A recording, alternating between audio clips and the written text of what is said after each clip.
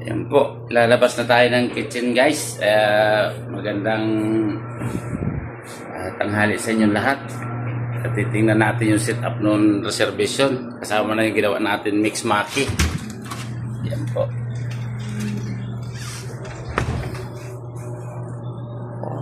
Ang laki lechon.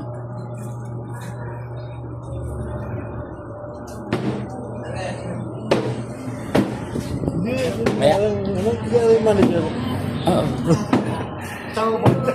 Nag-resign na rin yan.